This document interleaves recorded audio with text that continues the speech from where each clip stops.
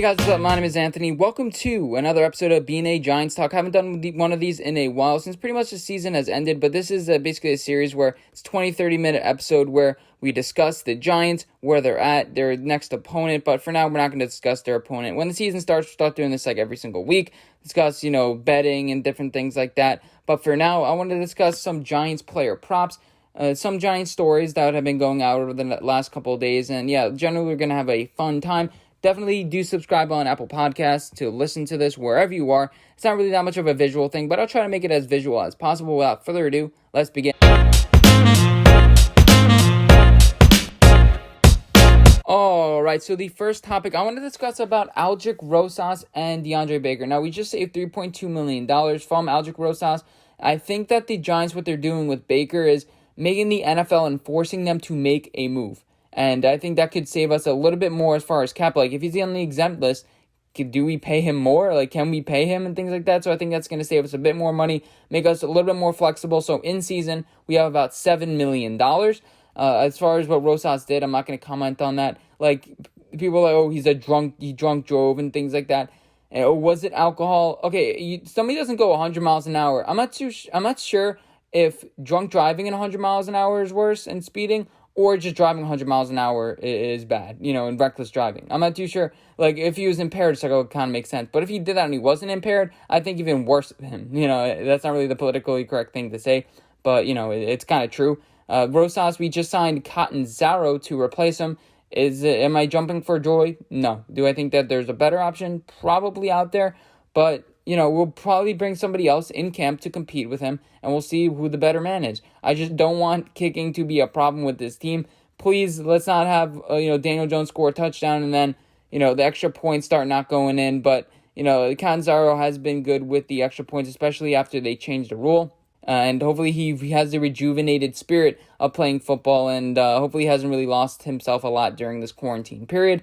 Again, as far as DeAndre Baker, I don't think he's going to make the roster. I think the Giants are kind of just waiting for that legal system to play out, kind of like what we did with Rosas a little bit. Now I'm putting the hammer down because, Judge doesn't really need that. He doesn't need to put the hammer down. He's building a culture here, and putting a hammer down really isn't going to make that much of a difference. As far as some in-season moves that we could make with this extra cap flexibility, with Spencer Pulley, we can also cut him, but I think we should keep him on the roster. But Robert Foster on the Bills, Big Online Blue, Sports Entertainment, talked about it. One of his inside sources said we'd be looking at him if the Bills cut him, that we could potentially pick him up. He's the wide receiver out of Buffalo, ran a 4.41, so it would add to the speed on our team, a team that's the fastest team in the NFL in 11 personnel. That could be an amazing addition, spread out the field a little bit. Now, as far as total production in the league, it hasn't been much. Only a couple hundred yards in the time he's been in the league. He's around 26 years old, so it's not going to be an amazing addition. It's not like I'm going to be jumping for joy when we sign him. He's the next Odell Beckham Jr. That's not really how it's going to work out. It's kind of just going to be a smart addition to the team. Again, it's not going to be anything great. He has 605 receiving yards and 3 receiving touchdowns in his playing career. And, 6'1", so not the tallest guy in the world, but, definitely could be an addition for our team and one of those underrated signings. Other than that, I don't really see much. AJ Green seems like he likes the Bengals. We could potentially go after him in, not mid-season, but like after the season. We're out on the Jadeveon Clowney thing. So, Giants fans, we're done. Don't start trying to say, let's trade for this guy. Anthony Harris, Harrison Smith, they're gone. We're not going to get them. And a final piece of news, you have Darnay Holmes, who's really been showing out in practices. He does have the most fluid hips, but, those are something he can improve on. He's a very smart player, and that's going to be really advantageous in this Patrick Graham system that's very multiple. He's gonna understand the different ways to play in this defense, and that's going to allow him to have a starting role really quick. Doesn't have the most fluid hips, but he has that athleticism. He has those smarts. He has the speed, and I think he could be a day one starter for our team. He's a willing tackler. I'm going to play this clip. Basically, people after his combine really impressed about what he can do, but this is like old news, but I really want to play it because I feel like it's relevant to the conversation now. I think a guy that made a lot of money. He wasn't on a lot of people's lists as a top corner. Darnay Holmes, UCLA, 5'10", 200-pound corner. This dude may have been the smoothest out of all the corners today, in and out of his breaks. It seemed like it's almost like he knew what the drills were before they were happening. He was such a great, he did such a great job. And he also ran a 4.48. I wanted to see him and see how fast he was. Actually, before checking out the combine, I really didn't know the kid too much. After I saw him today, went back, saw some of his tape, and obviously a lot of his skill set translates to the National Football League. He can possibly be a nickelback. You know, he's definitely a willing tackler. I would love to see what he does in the NFL defense at the nickel.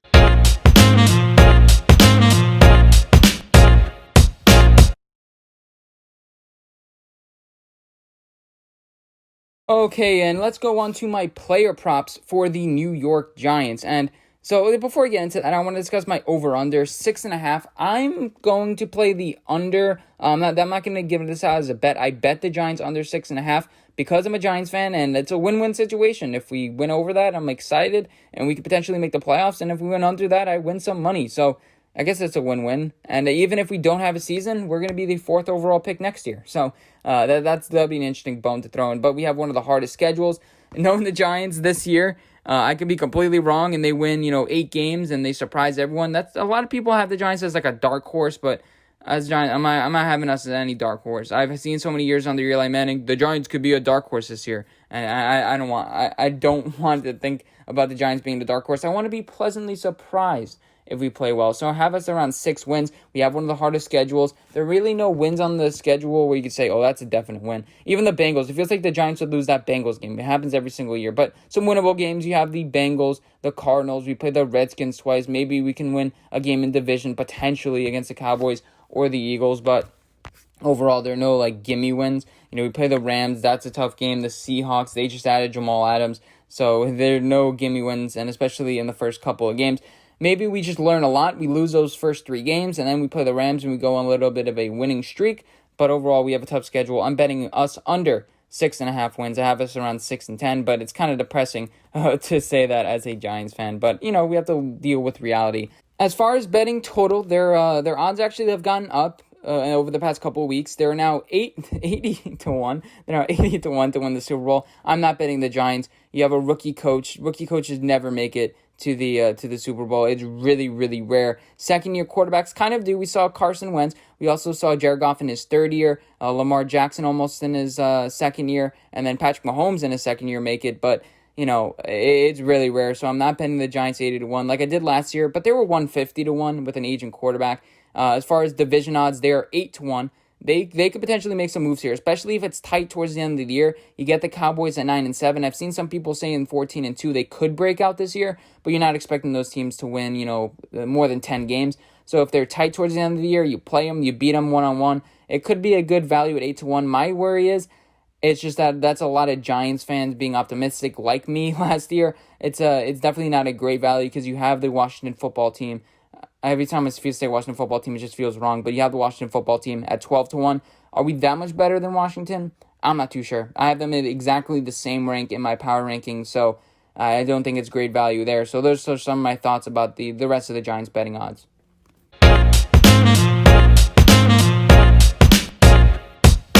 Next, let's do some player props. Evan Ingram, 62.5 receiving receptions. He's at 62.5 as far as the betting odds. The reason why I'm betting over 62.5 is his rookie year, he had 64. Same thing with regular receiving yards. He had over 700 his rookie year. So I think he's going to do better than his rookie year where he played 15 games. And if you take a look at his past couple years, that pace has been over the receptions that he was going to have this year. This is a make or break year, so he's going to have to stay healthy. He's going to be focusing on his health. Take a look at our offense. It's made for him to succeed, spread out. He's going to be a wide receiver. He's not going to play a tight end. As far as regular receiving touchdowns, 4.5 it's set out of my bookie. This is kind of like an EAU stat. I don't think he's going to be used a lot in the red zone. I think he's going to be used a lot, by that 20-yard, the 20, the 25 to midfield. I don't think he's going to be that great of a red zone target because he's not really overly physical, and I don't really see that many touchdowns for him. I think Darius Slayton is more that guy. Speaking about Darius Slayton, his over-under for regular season receptions is 47.5, and this seems a little bit fishy to me because I would expect this to be way over. Obviously, Darius Slayton didn't play a whole bunch last year, but when he did, he had an amazing connection with Daniel Jones. So did Evan Ingram, to be fair. You take a look at that first game, it's just like, wow. You saw and all the Giants fans rejoice, like, this is going to be a connection for years and years to come. He's one of the main reasons why we won that game. But Darius Slayton, 47.5 receptions. I'm starting to question that a little bit. It makes me scared to bet the over on that. As far as regular season receiving yards, about the same as Evan Ingram, 474. I think he's going to get more, first cornerback, the CB1 targets, so that he may fall back a little bit this year. I didn't see a regular season reception touchdowns for him. Actually, I did. It was 5.5. I'd lean towards the under because touchdowns vary from year to year. This is inflated a little bit because of last year. And so I'd almost bet the under for that. Even though I just said he's going to get a lot of red zone targets, he's going to have one of the top cornerbacks guarding him. So Darius Slayton under that. He's going to develop into one of the better guys. He's fast. He's a burner. But you take a look at the second year wide receivers generally decline. I don't think he's up to that Terry McLaurin status.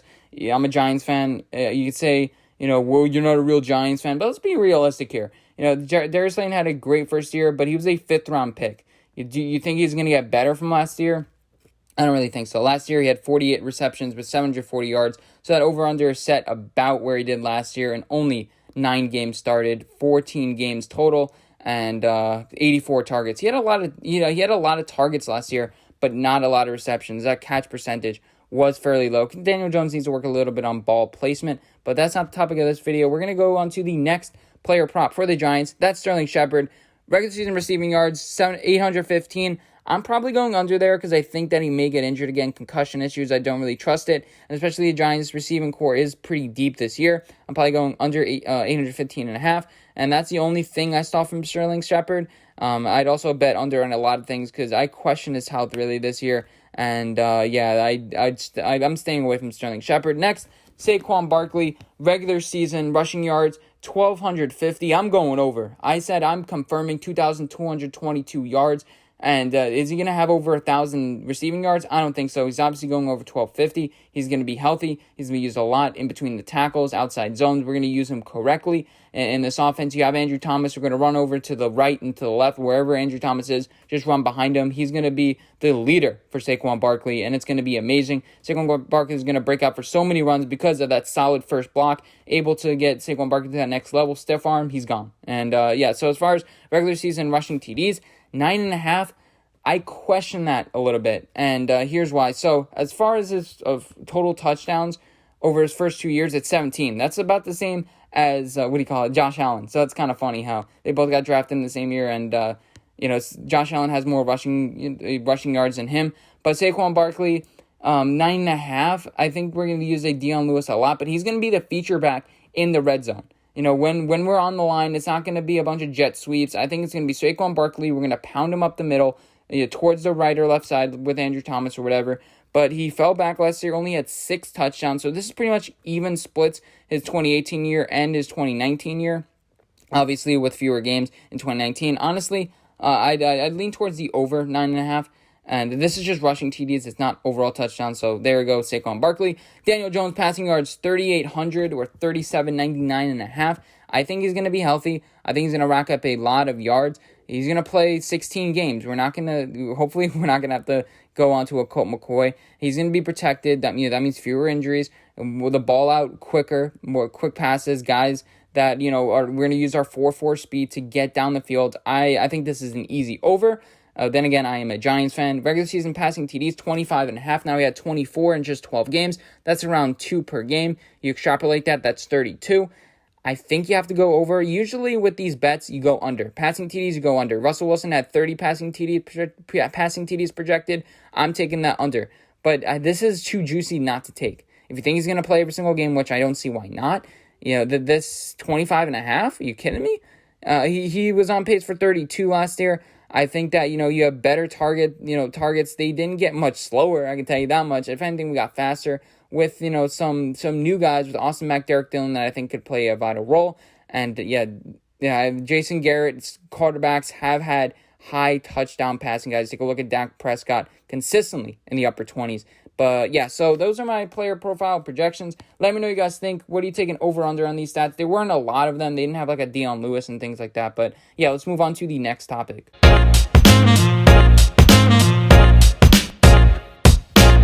All right, and let's move on to my Pro Bowl projections. And the obvious one, straight out the bat, we're not going to waste any time with like context and things like that. But we're talking about Saquon Barkley. I just mentioned him in the previous segment. It feels like a lot of segments you just mentioned Saquon Barkley because he's the best running back in the league. His vision isn't that great, but when guys are blocking for you and you have wide open holes, you're going to get a bunch of yards. And that's what's going to happen this year. Christian McCaffrey, this stud. We love Christian McCaffrey. He's amazing out of the backfield. Okay, there are more than one Pro Bowlers that get selected at running back. I think Saquon Barkley could potentially be an All-Pro, but that's yet to be seen. You take a look at Teddy Bridgewater. Is he really going to be able to execute that offense? I think Daniel Jones is at the level of a Teddy Bridgewater, only going up. Are we sure Teddy Bridgewater is good, or was he more of a Sean Payton product? He did have flashes before that in a Minnesota. Not too much with the Jets, but, is he that good? I don't know. And Christian McCaffrey is going to be the lifeblood to that, Carolina Panthers offense. You have DJ Moore, who I like. You have Robbie Anderson. But do they rely on Christian McCaffrey too much? And does he try to make so many things happen that he ends up regressing? I think Saquon Barkley is an obvious choice for the Pro Bowl, and we know his skills. You're going to see a lot of open holes, and it's easy to hit open holes. And I don't care that much. And that's going to get him to the Pro Bowl because of his, his stature and his meaning to the NFL. And then some other guys. I was thinking about Darius Slayton. I think he's going to take a step back this year. As far as wide receivers, I am not too keen on anybody going to the Pro Bowl. You take a look at the top talent in the NFC. You're going to have Michael Thomas, Devontae Adams automatically make it. Now, some wide receivers left. You had a Stephon Diggs who left the conference, but you still have an amazing talent. You have San Francisco wide receivers that feel like they're dinged up. You have Seattle. You think DK Metcalf is going to be a Pro Bowl wide receiver, but I don't think the Giants, wide receiver talent is that great. Let's calm down on the Darius Slayton hype like I talked about earlier. But I think that Evan Ingram could be a Pro Bowler. Zach Ertz is one of the top tight ends in the league, but he's dealing with a little injuries here and there. I think that Carson Wentz is going to feed him, especially this year. Maybe he gets injured again. Evan Ingram is injury prone too, but if he can stay healthy, I don't see why not. I don't see why he can't be a Pro Bowl tight end. It's just like, is he going to be labeled a tight end this year? That's going to be a real question and thing to look forward to. As far as offensive line, Nate Solder is not going to make a Pro Bowl. If he does, I'm rooting for it. And if he makes a Pro Bowl, that means the offensive line play in the NFC is completely trash, or Nate Solder takes a step up, and that's good news for the Giants. But realistically, I don't think it's going to happen. Andrew Thomas is going to struggle early in the year, but he's going to pick it up, which is why he's going to lose some Pro Bowl votes. So I don't think that really anybody on the Giants offensive line is going to be selected. Kevin Zeitler, maybe, because if you take a look at Andrew Thomas, if he does play that right side, he's going to make, I think, Andrew Thomas and himself look way better. But if Nate Solder plays that side, communication, sometimes Nate Solder may make him a worse player. Well, that's yet to be seen. But overall, he did deal with Mike Remmers last year a lot better. So I'm definitely looking at Kevin Zeitler to be a Pro Bowler this year. So those are my candidates on the offense. And as far as Daniel Jones, a lot of Giants fans were optimistic. Year 2 quarterback, he's going to take a big step up. Mitch Trubisky made the Pro Bowl in year 2, but I don't see this happening. Mitch Trubisky had a lot of things that had to happen with people getting injured, opting out. Daniel Jones, we think he has a bright future, but he's not one of the best 3 quarterbacks, not even best 5 quarterbacks just yet. But, eventually I think Daniel Jones is a Pro Bowl talent, just not this year. As far as the defense, I'm looking at a couple guys, Jabril Peppers namely. He just looks good. You take a look at his practice tape over the past couple days. Hopefully I play it on YouTube, but if you're listening to podcasts, definitely do check it out on my YouTube if I do end up putting it up. I don't know. But potentially you can see him. Fluid hips, smart, strong ball strips, and he's going to be everywhere. You're going to have the obvious guys like Anthony Harris make it, but I think he can be potentially a reserve or somebody like that. You're going to have amazing safeties this year. You have Jamal Adams, you have Landon Collins, which is why I question if he actually is going to make it. But, you have really good safeties in this conference. Even guys on the Green Bay Packers, like a Ha Clinton-Dix. Oh, no, he's not on the Packers. He's on the Cowboys. Ha Clinton-Dix, that's still pretty good. And different things like that. Yeah, it's going to be hard. It's going to be very hard for a guy to like him to make it. And especially even the Bears have good safety play. And then as far as the defensive line, let's take a look at it. Dexter Lawrence. He's good. I think he's good. He just needs to. He has a little things. He needs to be more consistent of beating the guy in pass rush. But he's a big physical freak. I don't think our defensive line has elite talent just yet. Take a look at Leonard Williams.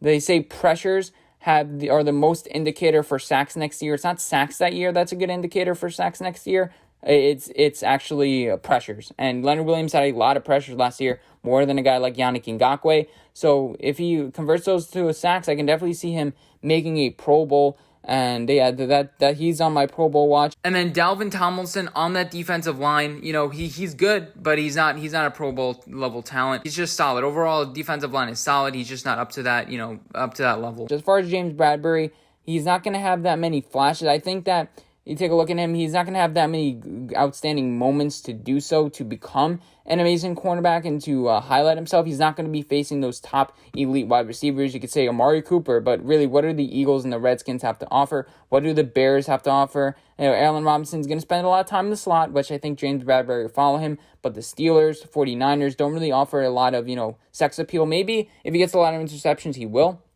But it's not going to be like, oh, we shut this guy down. Let's vote him to the Pro Bowl. I think he's better than a Richard Sherman is today. Richard Sherman got a lot of hype last year. I'm definitely watching for a James Bradberry to make the Pro Bowl. I'm not looking for a Blake Martinez.